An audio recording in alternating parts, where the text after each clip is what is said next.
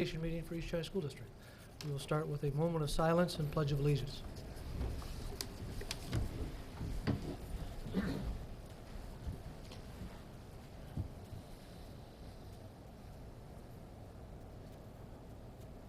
pledge allegiance to the flag of the United States of America and to the republic for which it stands, one nation, under God, indivisible, with liberty and justice for all.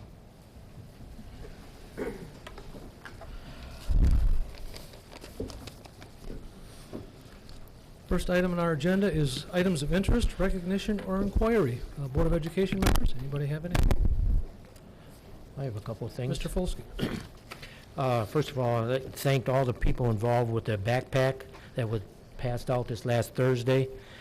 School employees, parents, the volunteers, and especially the students from both high schools were involved. I think they're from the student government, and they volunteered their service, and a great job put on by Kelly to get it all organized. And the second one I got is 2 weeks ago or whatever, I should have brought the paper with me, the great test scores on two of our elementary schools, Palms and Pine River, and I think there was going to be more into that today during the meeting and stuff like that, but there was 97% and 96% is really good scores. Yes, both schools received reward school recognition from Michigan Department of Education, and like our schools that received it last year, we're very proud of the performance. Okay, that's all I have. Yep. Dr. Skolka. Yeah, I have a couple. I too want to thank everyone involved with the backpack giveaway. Many community partners, but especially the St. Clair County Community Foundation's Women's Initiative, who spends a great deal of time getting it all organized prior to it comes to the building for their organization to get it going.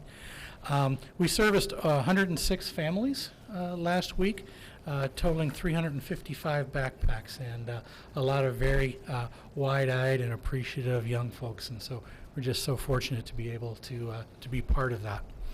This weekend marks the kickoff of the high school football season, and we have both schools home this weekend. Thursday, a rather unique opportunity as St. Clair will be going up against Croswell-Lexington in a triple header. 9th grade at 2 o'clock, JV at 4:30, and varsity at 7:30. And here's the deal of the century, one admission for all three games. If you want to sit through all three games, it'll be a single admission. Marine City is hosting Algonac Friday night, and that's at the regular 7 p.m. start time. I also think it's probably very important to make folks aware that the Marine City St. Clair football game this year has moved up to week 2 in the season. Folks traditionally look toward that, look forward to that toward the end of the season. It will be Friday, September 5th this year. We know that it's extremely well attended, and so I would like to encourage anyone who is interested in circumventing the ticket line to get to their school and buy a student or adult pass this week or next week. In addition, with the new senior citizen passes, those are available at both schools as well as here at central office in the superintendent's office. So the pass line will go a lot quicker than the ticket line will go. Finally, I want to extend our gratitude and thanks to all of our operations staff, include our employees here in East China, including those affiliated with our partners, EnviroClean and Precision Care. Our buildings are looking great as we start opening up the year, both the buildings and the grounds.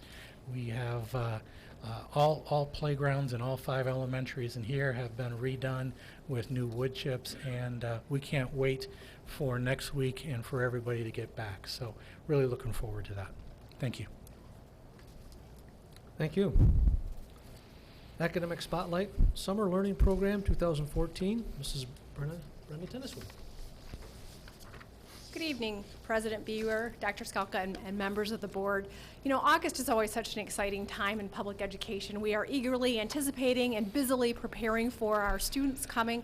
But it's also an opportunity for us to take a step back and look at the past year. So tonight I actually have 3 different presentations that do a little bit of each. And so the first one, I'd like to give you just a quick update on our summer learning program that we had.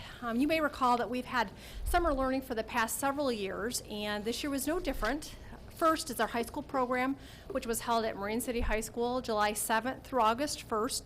It's credit recovery, and we are very fortunate by using E2020, which is an online program. We're able to offer a whole host of classes to our students who are in need. So we had 56 high school students taking 95 total classes, and you can see we offered 23 different classes, and E2020 really enables us to be able to do that.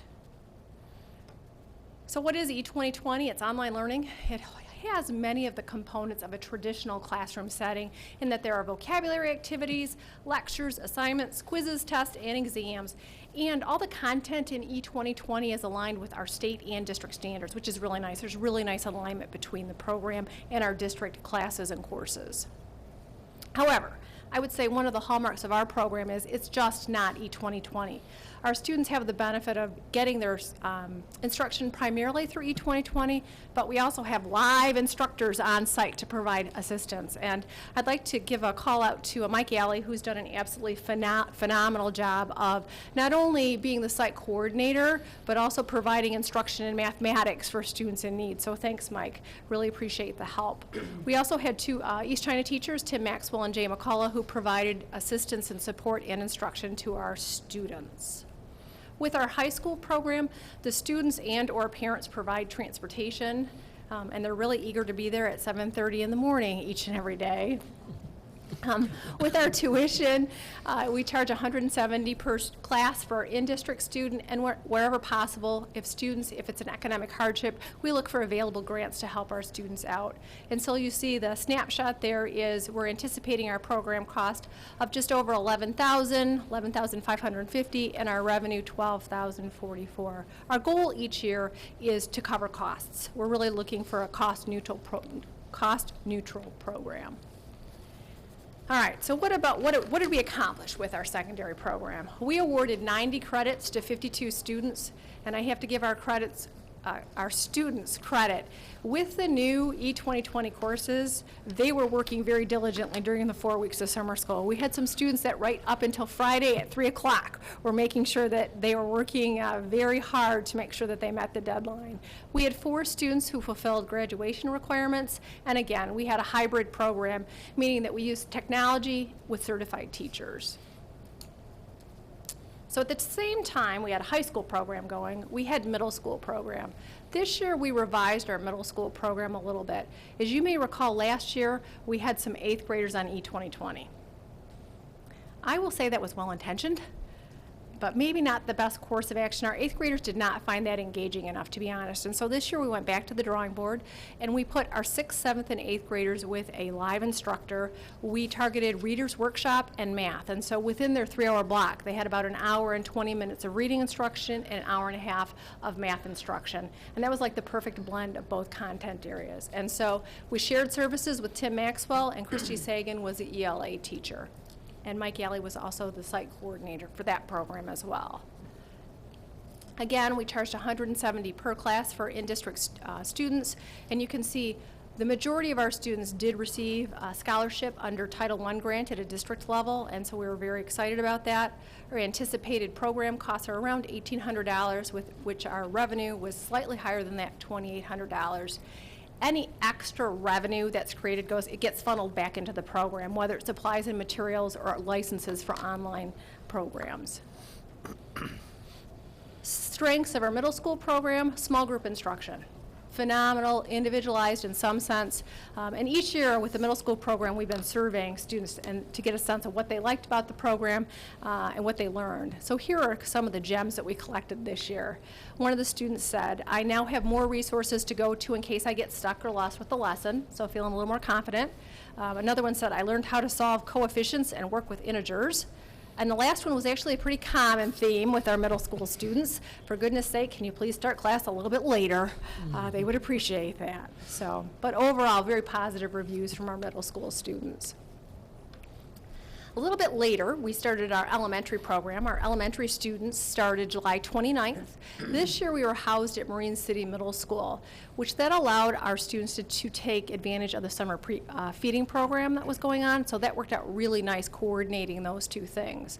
And so with our elementary program, we actually extended our day by half an hour this year. Students came from 8:30 until actually noon. We had them 8:30 to 11:30 for instruction, and then about 20 minutes for lunch. And that schedule worked really well with our younger students.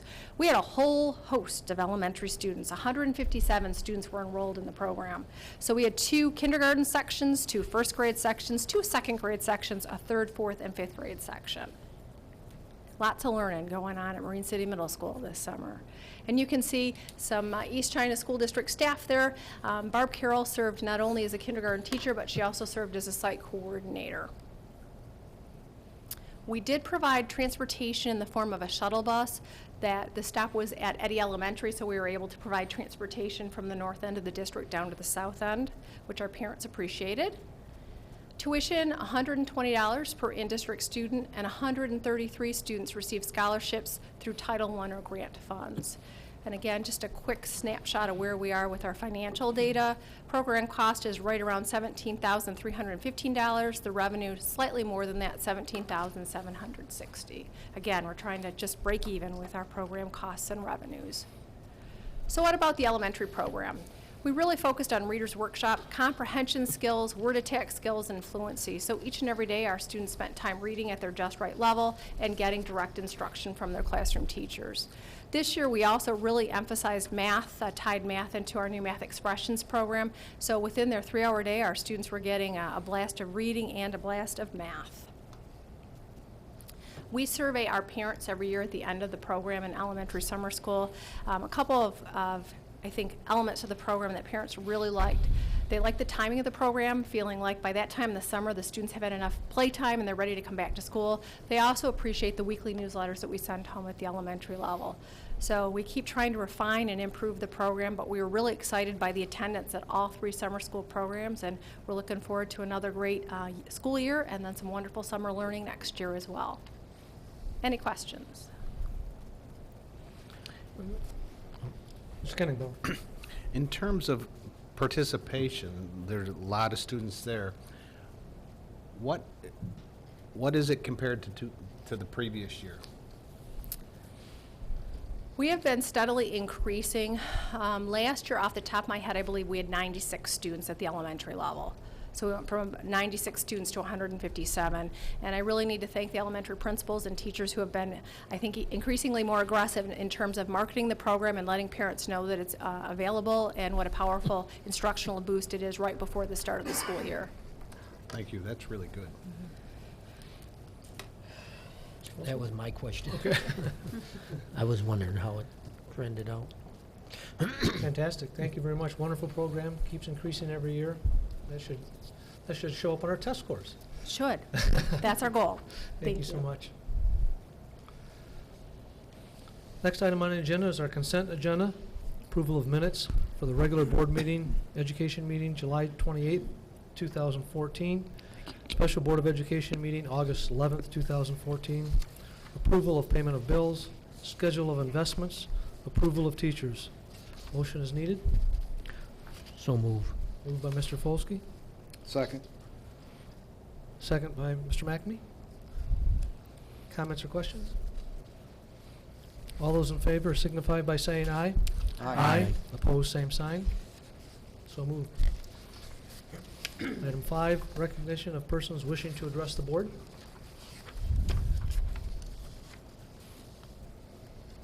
Seeing none, we will move on. Item 6, reports. First off, Superintendent's report. Dr. Skalko. Yes, President Bewer. Each August, we are required by law to provide a public accounting or a report to the board of bullying and or harassing behaviors over the course of the last school year. Using a similar format to the previous years, I provide this data, but as I indicated to you in the board packet, there are problems with the quality of this data, and we want to share that with you here tonight. First off, we transitioned from Zangle to Skyward, as a student information system this past year. And when we started pulling the data this past couple of weeks in order to present this report to you, we noticed that there are inconsistencies in the behavior and discipline labels across the two platforms. We know that we need to correct this. We will correct this. We've already started it. Administrators and secretaries have already met. We started comparing, and we will ensure that we have correct and common definitions moving forward. Second issue is those definitions themselves are, and labels are being used in an inconsistent manner across the school district. So again, a correction needs to be undertaken. Taking responsibility, we will, as administrators, Mrs. Demick has already started a review of state and federal guidelines along with our own board policies to make sure that we have correct and consistent definitions related to the discipline labels so that all schools are aware of them and use them in a consistent fashion so that data can be compared not just across buildings, but we have some faith that it is accurate in our reporting. The last one is implementation of the new software itself. We know that some of the buildings this year, because of the transition from Zangle to Skyward, got a later start with inputting their data. And therefore, there isn't a consistent 12 months worth of data, even if we had consistent labels. So these are all things that we've identified, we recognize as insufficient, and we will improve to make sure that you will have more accurate and consistent data so you can compare not just next year, but from year to year to year. As trend data, I know, is very important to this board. I anticipate providing you an update as to our progress in correcting these deficiencies at your September regular meeting, so that you know that the corrections have indeed been put in place. Just a clarification, the Skyward, and that's the software that the parents can upload information regarding their students? Absolutely. All emergency contact information, parent information with respect to their phone and contact information, as well as students' schedule, their counselors, their transcripts at the secondary level. You can log in anytime you want and see real-time grades, you know, how your student's doing right at that time. Thank you. Mm-hmm. So is there if there's a behavior problem, the administrator puts it on the students and the parents can see it that way then? If yes, whatever discipline gets logged in the system, Okay. the parent can also look and see what that history is for that school year and previously. And it's up to date and stuff Yep, like that? absolutely. Okay, all right, thank you. All right. Secondly, I wanted to provide an update on the ballot proposal that's coming up in November. Of course, the purpose is to raise the necessary funds to purchase approximately 25 buses over the next 5 years. I say approximately 25 buses. You do not ballot for a specific number of buses. You ballot for a certain amount of dollars that you believe, based on quotes and based on just history and just the knowledge of the market, will provide that number of buses. We could, in our estimate of 25 buses, that's a split between the smaller and the larger buses. If we chose to buy more smaller buses, like the 78 passenger rather than 98 passenger, we might end up with more than 25 buses. But that's the approximate purpose. The tax impact, I want to reiterate to folks, is 0.05 mils or 5 cents on every $1,000 of property in the first year. Okay, that's obviously, that's not even a quarter of a mil. You know, that's 0.05 of a mil. The average, though, would be just under a quarter of a mil over the life of the bond, or about 24 cents on every $1,000 over the 8-year life spread over 10 tax collections. Now, this is the one that we talked about in our July meeting, but we did not publicly show the figures, and I think it's important for people to see how it impacts. So right now, you have the district currently is paying off a 1998 bond, a 2009 bond, and we are proposing this one for 2014. This is not the sinking fund, this is current bonded indebtedness. Oh, I was wondering, okay. Okay? $100,000 home, that's a sale price of $100,000 home with an approximate taxable value of $50,000. Well, in that first year, if passed, that .05 mils is $2.50 for that year. Okay? Which, if we take all bonds, that would move from 3.14 to 3.19 and add the $2.50 there. The mills you see increase, so I said there was an average of .24 mils. You can see that the millage gradually increases to a maximum in 1920 of .39, but then starts falling. Well, that exact same thing is happening up here with this 98 and 2009 bonds. In fact, for those, they're already on the downward swing of this cycle. All right. So as a result, even though the tax impact from this particular 2014 bond goes as high as $19.50 for 1 year, not even $20 for a year, all right, the actual millage stays the same during that time and then gradually continues to decrease. All right? So even though this is going up, and again, to less than not even half a mil, all right, and this is going up to not even $20 on a $100,000 home, the overall tax impact will not be seen as an increase over the course after that first year to the taxpayer. Okay? So this is a lot of the information that we will look to get out to folks here in the next couple of weeks as we start educating toward the purpose and the impact of the proposal in November. The remaining timeline after your special meeting 2 weeks ago in which you approved the ballot language, and we have received preliminary qualification from the State Treasurer's Office. The remaining timeline includes September 20th for absent voters. Those ballots must be mailed. 29th, registration notice published, and that is done by the election coordinator in what will be the Times Herald.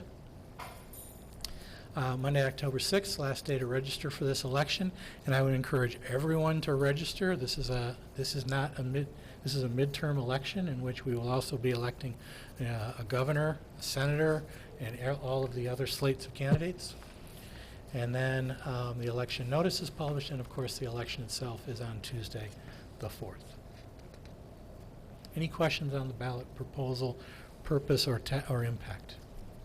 Yes.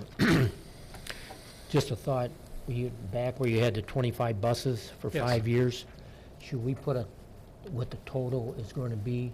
Is it 3.8 million, or what was the figure that, pardon me? 2.8 million? Right. And then people can see the breakdown over the 8-year period? It will be part of the ballot language. That has to be in the ballot language. Okay. And it will be part of communications Okay. that we I don't know if you want to put it up there to, It's a great suggestion for communications that we put out to folks. okay, all right. Yes, sir. If you go back to that, the first, yeah. Mhm. What that says, it says total tax impact. What that says is if right now you're spending, or in this coming year, the one that we're about to start this week, Right. we started July 1st actually, if you're paying $157 in property taxes, that means next year you're going to pay $159.50, which means you're going to pay an additional $2.50.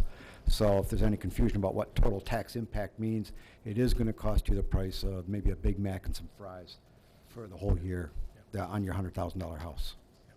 And I do want to say that this... Not that you should eat Big Macs or fries. When I'm referring to total tax impact here, I'm talking about the impact of these 3 bonds. Of course, we know that there is the sinking fund. We know that there is other county millages that folks do. But at least for the 3, you're right, Trustee McNamee, we're talking about $2.50 on a $100,000 home. Okay? Great. Last report is also a discussion item, and that's where the majority of any discussion might take place. Deficit reduction and community involvement process. Deficit reduction, we know that we are going to continue that conversation here on the 8th, at your meeting on the 8th. That'll be probably a single agenda meeting. single item agenda meeting for the purpose of continuing that discussion. I would like to ask to have, as part of that discussion, some more conversation regarding a balanced calendar, or what is often referred to also as year-round school. We just saw in Mrs. Tenniswood's report that we had over 150 students involved in elementary summer school during a time at which, when elementary summer school started, is that exact time when a balanced calendar would start. So there is obviously interest on the parts of students and their parents, as Mrs. Tenniswood indicated, to get back in the swing. Let's start thinking about school. Let's do some of these things. And remember that under a balanced calendar, there would be no charge to the families for any kind of tuition, right? That would just be part of their regular school year. So I would hope that I anticipate us having further conversation about that, as well as how, once a lot of these ideas get put out, a process by which we involve our community out in the different buildings for some feedback and input on the ideas generated here at the board. So, thank you. Yeah, Mr. Bewer? Yes. Yeah, I think what we're basically, I think the process is, or the thought is, things are not going to remain as they are. We don't know what that change is going to be, but there's going to be a change. And that's the process that we're now going to involve ourselves in. And so that by the end of the year, everybody will have a roadmap of what's going to happen in the future. And that will require some input, that will require some votes, that would require some discussions. But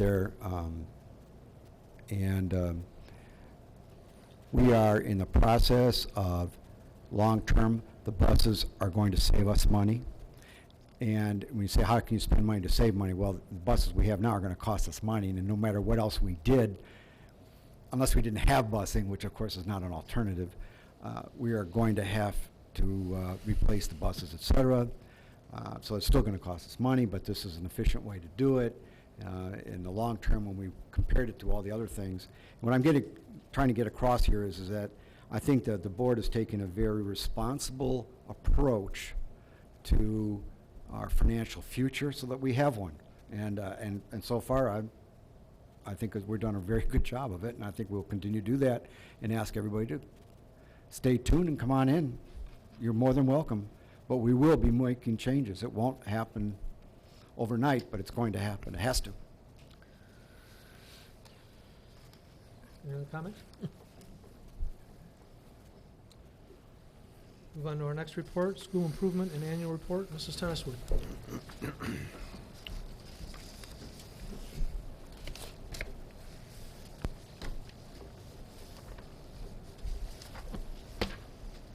Good evening once again. All right, so this is a little bit of the look back with the annual report. The annual report looks back over the school year 13-14, and then toward the middle of this presentation, I'm going to shift gears and we're going to look forward to school improvement. So hopefully, if I'm doing my job, I'm linking those two parts of the presentation together.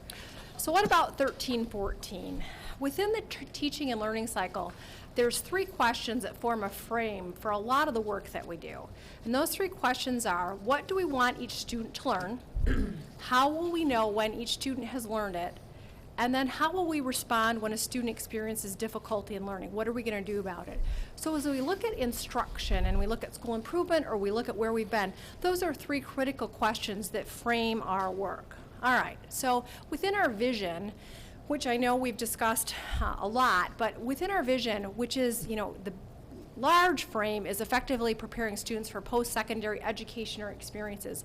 But within that, there are several criteria or things that we want to accomplish, including sustaining that culture of excellence and high expectations, having a rigorous academics through an aligned curriculum and really high-quality, effective instruction, challenging and supporting students, cultivating partnerships with parents and the community members, embracing technology and innovation, and supporting co-curricular activities. So as we look back at what we've accomplished last year, it's saying, gosh, did we hit those? Was the vision, whether implicit or explicit in our work, and is it in the work that we're going to looking at next year? All right. So even more succinctly, what are our 4 overarching district goals? They are to improve student achievement, to increase and improve the use of technology in education operations, to improve and stabilize the budget, and to improve communication both internally and externally. So under the goal of achievement, some things that we really strove diligently toward last year and achieved: focused emphasis on continuous improvement in MEP, MME, and ACT scores. We continued to implement the requirements of the Common Core state standards, which is the state of Michigan's adopted core standards. Okay. At each and every level and in each building, administrators, teachers have really thought long and hard about how can we help struggling students? What interventions can we put in place? So last year we had programs and intervention at every level. We provided over 1,000 hours of additional support to students, whether that was at the summer school program through E2020, the middle and elementary summer schools, or the things that we were doing before and after school and during lunch at our building. So a really heavy emphasis on interventions. Curriculum initiatives. We have, 2 years ago, we were really heavily invested in the innovation and instruction. That work continued last year. So we had classrooms that were using hybrid learning, blended classrooms, a ton of technology, not only for students, but teachers as well. STEM programs with Project Infinity at the middle school, and then we're so proud and excited about the implementation of Project Lead the Way at Marine City High School and St. Clair High School for this coming school year. So a lot of really awesome work tied to curriculum. In the media, in the newspaper, there's been a lot of emphasis lately on three key metrics, three key measurement tools that we use to look at our success as a district and as each building. And I want to talk a little bit about each three. Student achievement trends, which actually the following presentation is really going to go into that in depth. The top to bottom list, and then the accountability scorecard. All right.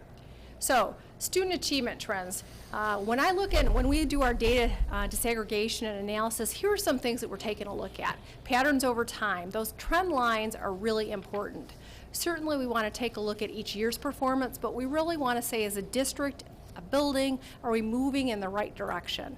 We also want to check our subgroup performance, and then certainly we want to have comparison groups, state and county achievement, as well as the reference districts. Basically to say, gosh, are our improvements on track? Are we improving at the rate that we'd like to be improving? All right, another lens that we look at is a top to bottom list.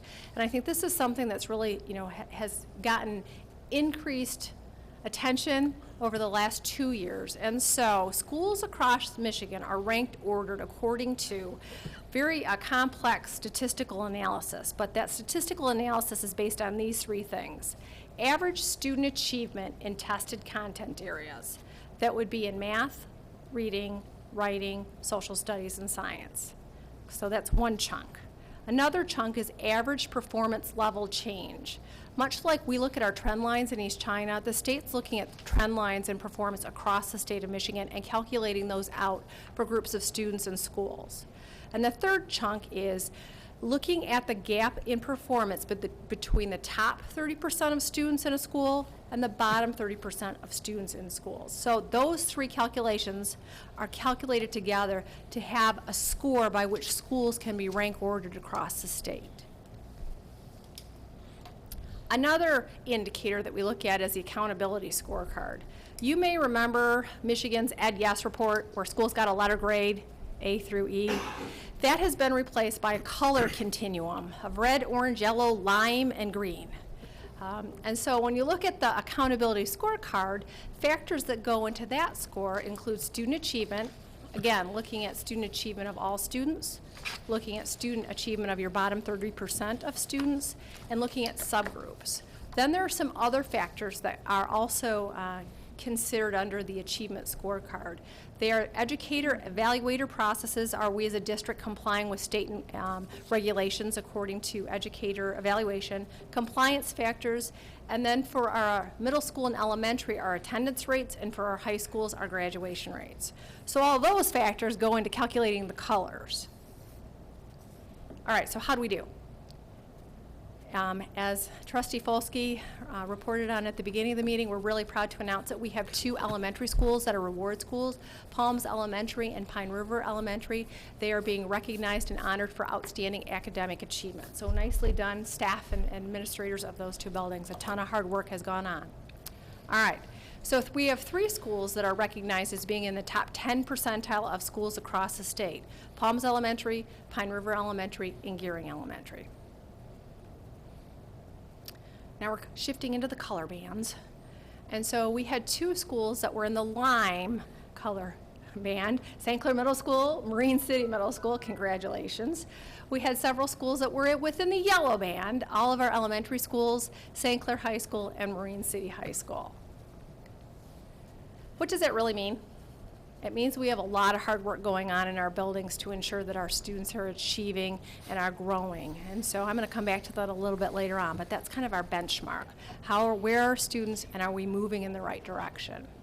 So our second goal is communication, and that's also been a continued area of focus. Parent involvement, Parent Connect, Skyward, websites, and School Messenger. We now have the ability to do calls to every parent in the district in under 9 minutes. So we're really trying to use technology thoughtfully and carefully to make sure we're connecting with our parents.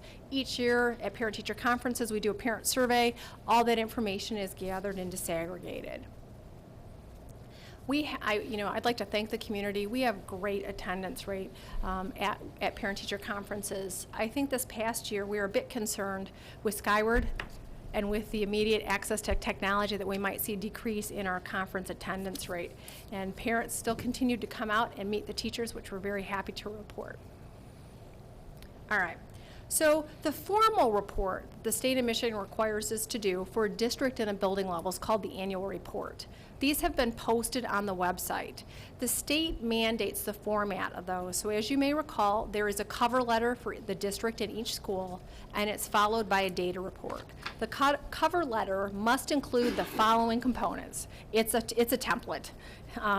The school status, whether it's a reward, focus, or priority, and we do have 2 reward schools, how we assign students to our building, what our core curriculum access is, description of any specialized schools, status report on school improvement.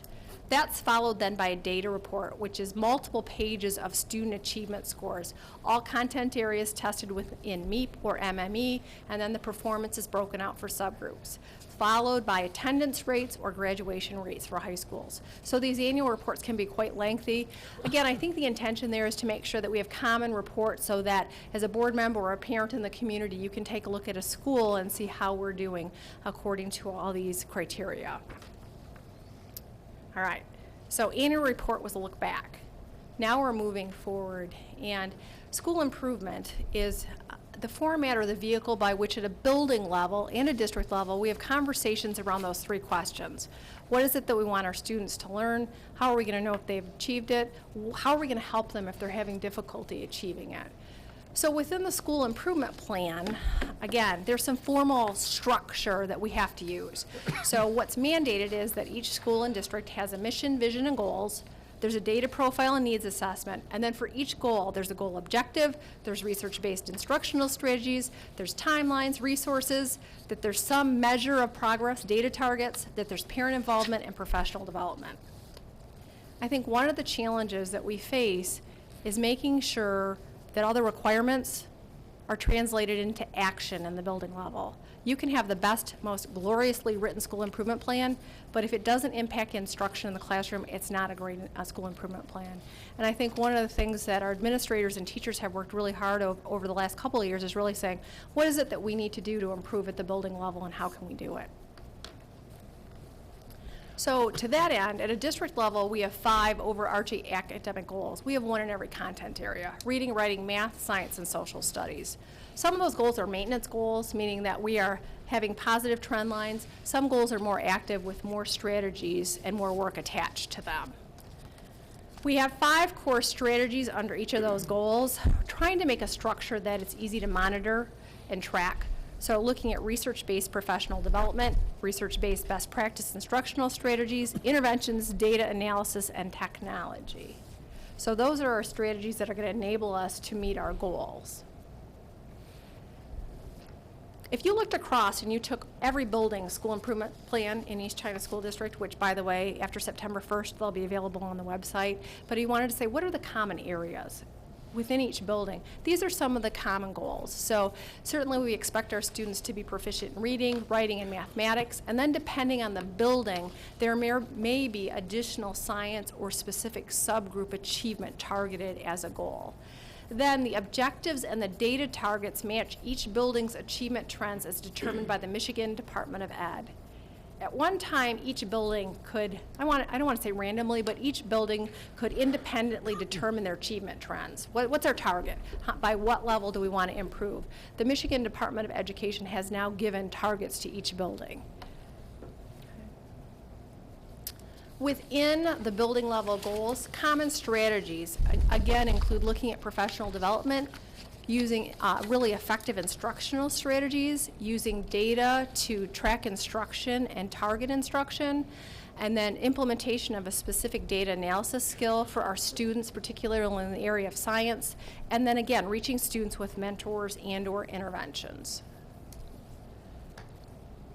The work of school improvement sometimes seems never-ending. It's continuous and ongoing. You know, we always want to be striving to improve and make sure that we have awesome programs for our students. And so it's required that our school improvement plans are reviewed and updated on an annual basis.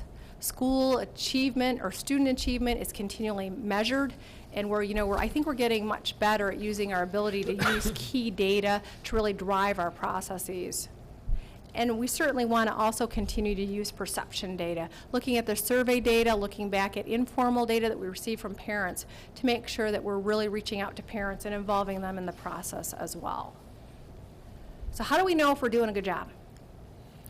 So here are some key indicators on progress. We certainly track our district common assessments, looking at greater engagement and ownership of learning, improved standardized test scores.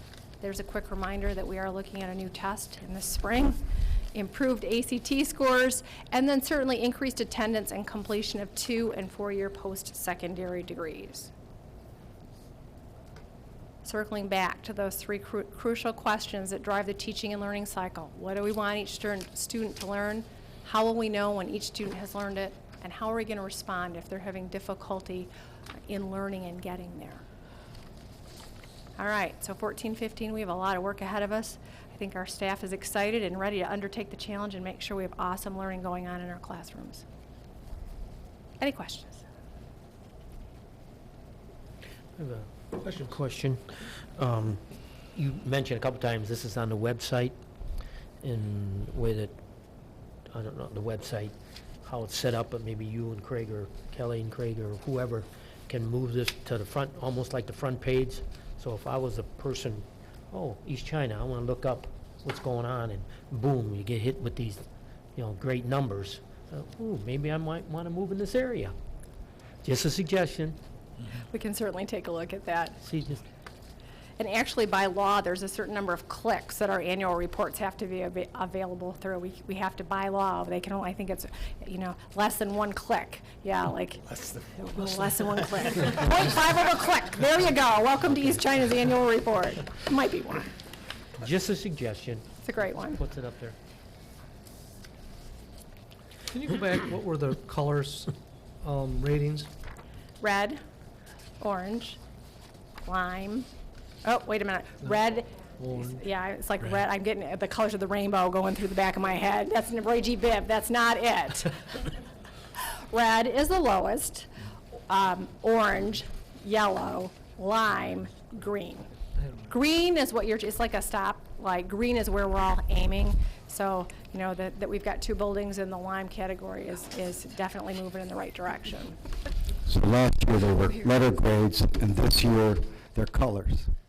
So next year, can we suggest that they use the individual name of a Teenage Mutant Ninja Turtle for each category?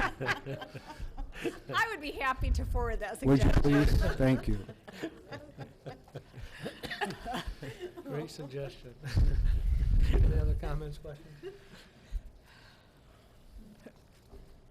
Thank you. And then our next state testing results, top to bottom results, Mrs. Tenniswood. All right. I am very pleased this evening to be giving you an update on our spring testing, not tied to Teenage Mutant Ninja Turtles, of both the MME and ACT. So just again, some of the accountability frames that we're looking at: federal with No Child Left Behind, the state, all the school improvement, and then within the district, we certainly have indicators of success. And among them are MME and ACT. So data review MME. Michigan merit exam, the components, as you well know, multiple components: ACT plus writing, work keys, job skills assessments, reading, mathematics, and locating information, and then Michigan developed assessments: mathematics, science, and social studies. And so whenever we share this information, we look both at MME and then we look at ACT specific. Okay, so first we're going to take a look at MME. So here's the single snapshot. MME class of 2015 proficient. Here we are. And you'll note a highest score of 64% proficient in reading, down to 35% in science, and 55% in social studies. As a single year snapshot, it doesn't tell you enough. And so then we continue looking at the data. So what does this mean? Well, if we take a look at the performance of the class of 2014, which is in the white to the left, and the grayish color class of 2015, we see some nice trend lines, nice improvement going on. So in reading, we have improvement of 9 percentage points, writing 7 percentage points, math 1 percentage point, science 2 percentage points, and then a nice jump in social studies. And so we're moving in the right direction at a slower rate with math and science. Still not enough. All right, so how are we relative to the state of Michigan and St. Clair County? In this particular chart, ECSD is in the blue to the left, the county's in that kind of that lavender color, and the state is in the magenta. The takeaway is we are above state and county average in every content area as well. That's our goal, but that's not enough. Several years ago, I was challenged by the Board of Ed to say, all right, Brenda, nice analysis, but so what? Let's take a broader view across the state and start tracking ourselves against some reference districts. Before I get into that, I forgot the 3-year trend. So trend line. So this represents East China School District class of 2013, 14, and 15. When we compare ourselves across 3 years, you'll note that last year we had a little dip in some content areas, but that our trend lines are going back in a positive direction. This may be I apologize, this may be a little different from the order in the board packet. I apologize for the confusion, sorry. You're fine. Again, one of the things that we're always saying is year to year is important. What's our long year trend? And we are moving in the right direction again. All right, so here are our reference districts. This is a single year snapshot. So how do we compare ourselves to Grand Ledge, Novi, and South Lyon? And you may recall that when we selected the 3 reference districts, we were looking initially at districts that were about our same size. Then we said, particularly with Novi, who's a district that we would aspire to be, whose scores represent a continuum that we would like to achieve. And so to that end, these 3 districts we've been tracking our progress against for this past several years. So you can see there's some variability this year. Reading and writing, we're kind of neck and neck with Grand Ledge, but then math and science and our social studies scores were well above. So in my mind, this raises almost more questions than it answers, because then you want to say, is it a 1-year shot? What's the multi-year trend? So one of the things that I did this year was say, okay, we've not done this before. Let's take a look at ourselves, and I picked Novi and said, what's our 2-year trend analysis if I look back and compared our MME scores from the class of 2014 to Novi's scores of 2014. We've always done the 1-year analysis, but what is 2 years? Because what I'm hoping is that over the course of those 2 years, we're closing the gap. That's what we want. And I'm happy to report that we are closing the gap. More substantially in some content areas than others, but for instance, you'll note, if you look at reading 2014, that was a 21 percentage point difference between our performance and Novi. And then if you look at 2015, which is the 64 and 81, we are closing that gap. On average, it's about 5 percentage points over the 2 years in each content area. I think the area you can see the slowest progression is in math. But last year, if you take a look at 2015, Novi's proficiency level on MME and math actually dropped for 2015. We increased by 1 percentage point. So I'd like to say, gosh, I'd like to see that trend line accelerating a little bit, but I'm pleased to see that it's moving in the right direction. Okay, so that was MME. Now we're going to go back and single out just ACT. Couple of quick reminders again. Annual assessment given in each March. Now it's administered to all of our 11th grade students, and it has been for a number of years. It assesses national college readiness benchmarks in English, math, reading, and science.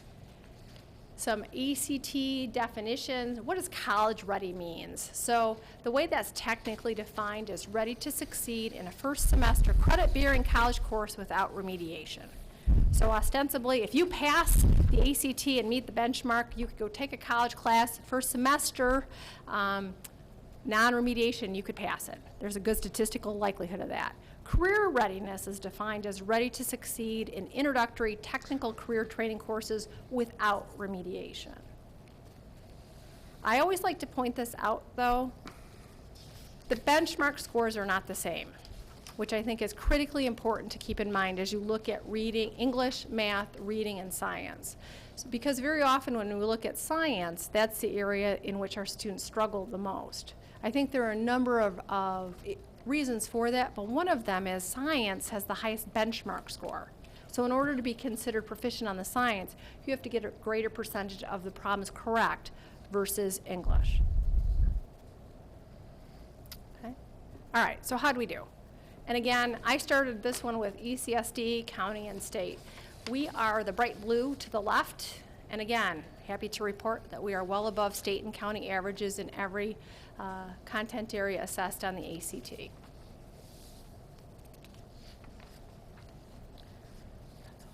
Then we said, okay, again, if we're looking at our progress over time, measuring East China students against East China students, how are we doing? And this one, 2014 is to the left, the most current year, 2015 is to the right. And so again, I'm looking for those positive trend lines.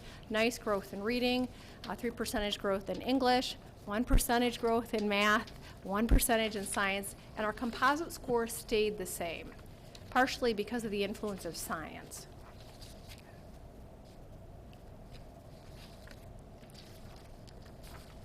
This, at first glance, might look like a jumble of lines. I went back and added trend lines. This is something that we've been tracking for a number of years, but again saying, okay, so over the last 5 years, how have our students done? Are we moving in the right direction? And so the colored lines represent the actual data points. The black lines intersecting those are the trend lines. So for instance, that top blue line is English. So if you look from the class of 2011, which is right below 60%, it was about 58%, up to the class of 2015, 64% proficient. So again, what we're looking at is, are the lines going in the right direction, and are they going at such a rate of acceleration that we are happy with? Back to our reference districts. We took a look a bit earlier about the comparison between our reference districts and MME. Same districts, now looking just at ACT. So again, you'll notice East China, nice. When you look at reading, math, science, and our composite scores, we're above Grand Ledge. And we're getting in the neighborhood in English and reading. And so the question is, again, math and science and our composite score. So this was a one-year snapshot. I had the same question, though, with Novi, with ACT. And this is a new one this year. I said, okay, how did we do comparing 2014 classes, East China to Novi, 2015 classes, East China to Novi? And again, I'm hoping to say, gosh, are we closing that gap? We are. And again, you can see in some content areas a little more quickly than others. English and reading, definitely closing that gap a bit more quickly. In math and science, we are, but it's slow going. It's a slower progression. Science, the 2015 gap actually increased slightly, so that's one of my I certainly will be doing the same analysis next year. So moving in the right direction. Areas of growth that we need to continue to focus in, I would say, would be math and science. Okay. So to that end, what are we doing? We have a whole host of teachers who very graciously give up their time after school, who do a whole host of work on curriculum committees, really to say, is our curriculum aligned? Is it aligned to state benchmarks? Is it aligned to our district common assessments? Are we seeing good growth? K-12 math. I know math has been an area of emphasis. We have implemented math expressions at the elementary level, which really focuses in on the 8 mathematical practices. Similarly at the middle school. So we're really working to make sure that we've got an aligned mathematics curriculum K-12 with a really rigorous supported program. We really, our school leadership teams in every building, whether they're looking at plan and practice ACT test scores at the high school level or MME at the middle, or MEEP at the middle and elementary level, are really using data to adjust their teaching and to make sure that our students are on track.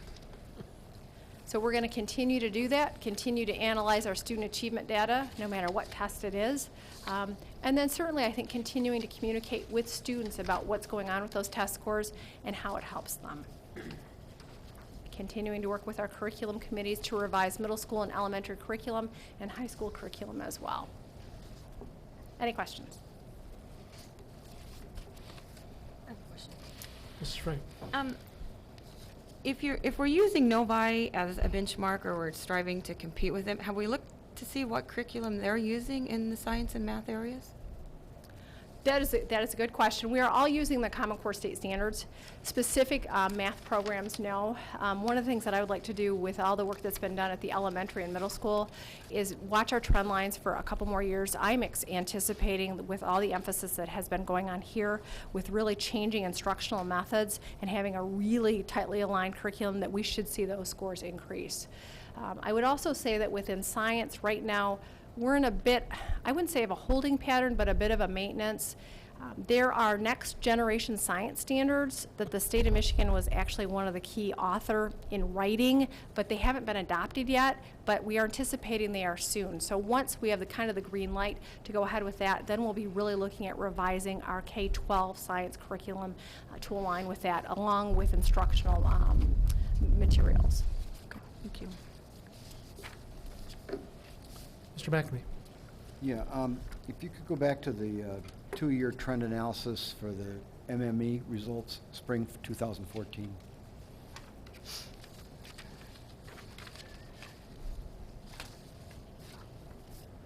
Is this the one? Yeah, that's it. I think when our students are taking these tests, it doesn't matter where you are, you're going to take the same test as everybody else is.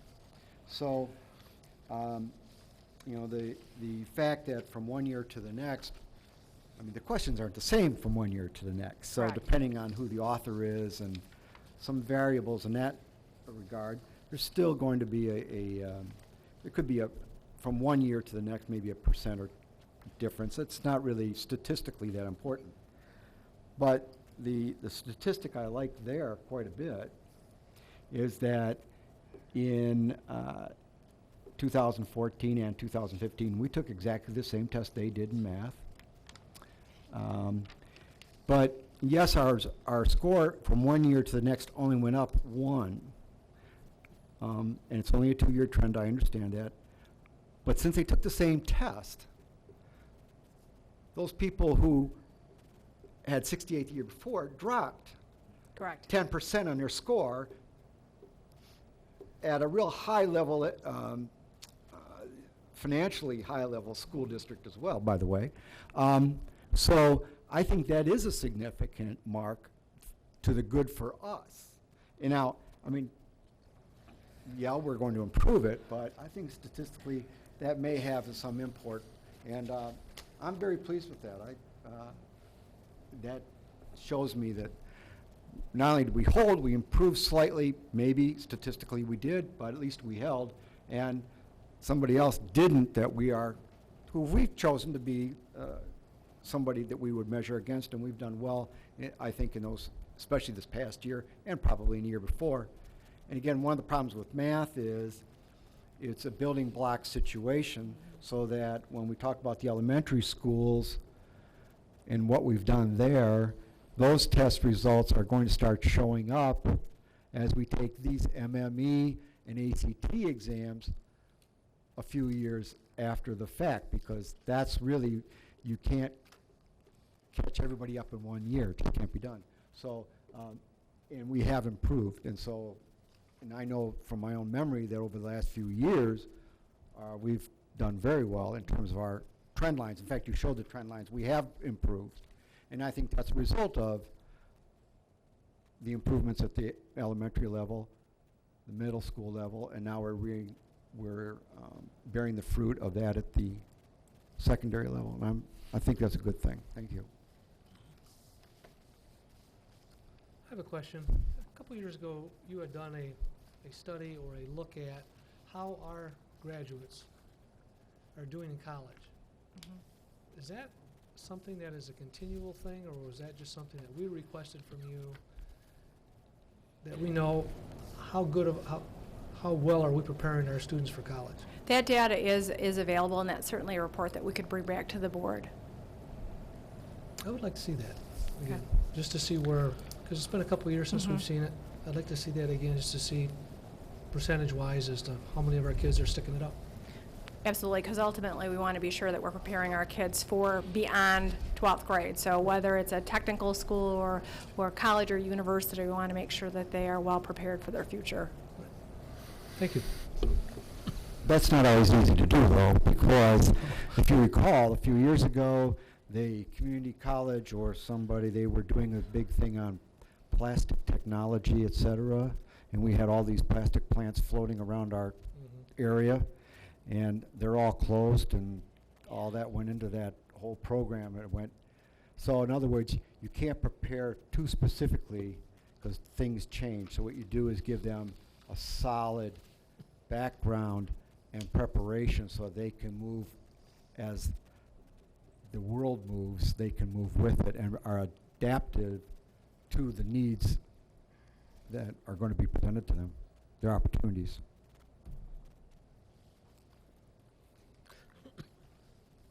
Thank you very much. Thank you. Good job. Wonderful. Item number 7 is our information discussion items.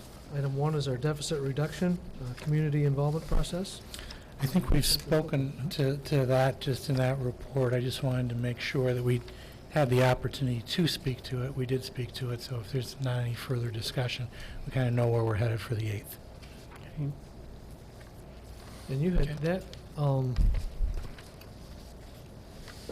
agenda that you had set up right there, the calendar. There you Is that going to be available anywhere on our website? go. We'll be making some adjustments to that, and we'll Okay. be So talking it's through. something like that? Yes. Okay, great. And that's going to be discussed at the, On the 8th. On the 8th. On the 8th and later, Okay. yes. Right.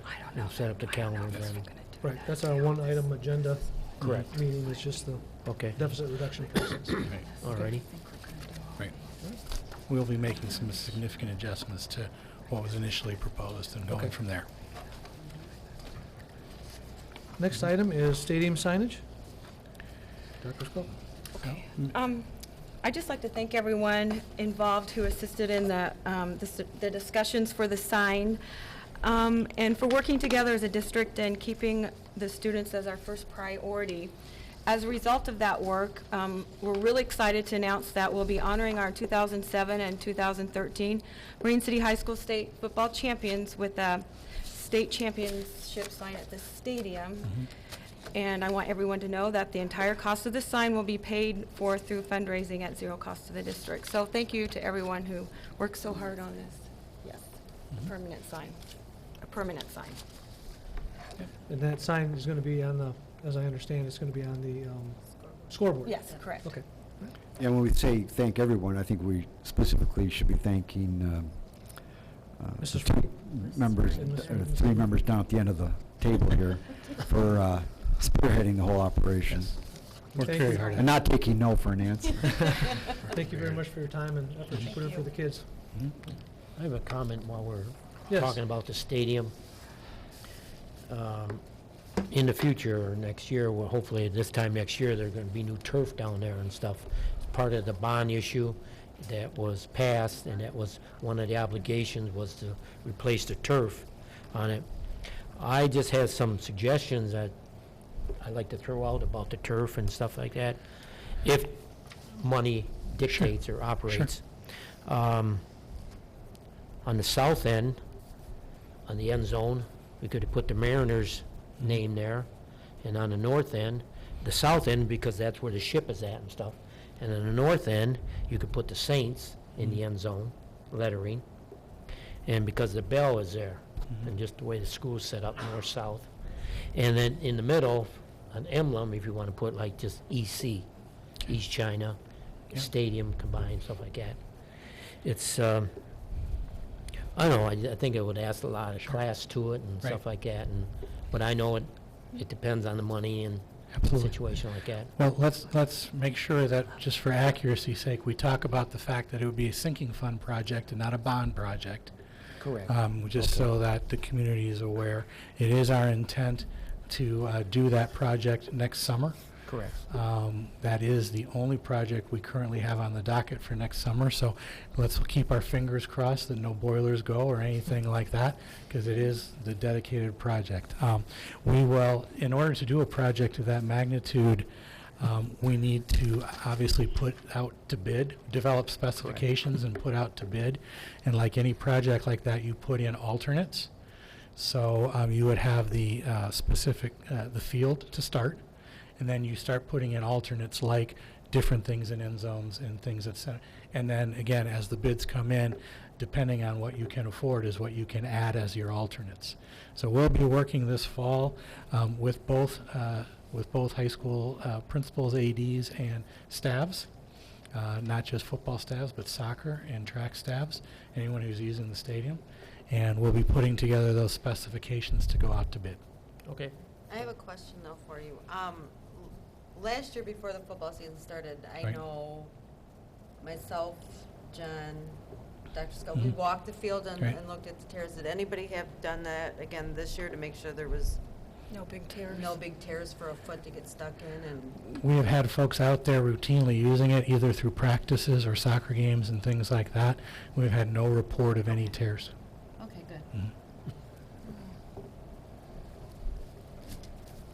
good. Next item on the agenda is our action item. One action item for tonight, recommended action. Per administration recommendation, the Board of Education accept the 9,000 series of the Neola policy as presented and reviewed. Motion needed. So moved. Moved by Mr. McNamee, support. Support. Support by Mrs. Murphy. Comments or questions? All those in favor signify by saying aye. Aye. Opposed, same sign. I'd just like to congratulate the board. You are done. You have spent a year at this. You have reviewed all 10 series, and they are now all reviewed, revised, and approved. A month ago, I signed off all the permissions to make these public. And for the past 3 weeks, I've called weekly to ask why that has not been done yet, to the point where the lady in production now knows me on a first-name basis. And we will we'll certainly make sure that you know as soon as this is, because it is our intention to make sure that the board policies are now public for anyone, staff, community members, yourselves to take a look at. Okay. So again, thank you for your time and effort on this fairly large and extensive project. Thank you for bringing it to us and keeping us on task and getting it done on a timely basis. With that, we stand adjourned. Thank you.